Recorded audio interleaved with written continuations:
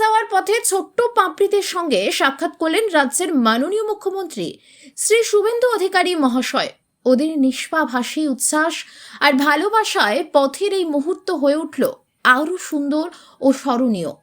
ছোট্ট ছোট্ট মুখে বড় বড় স্বপ্ন, এই শিশুদের হাসি তো আমাদের আগামীর আশার আলো।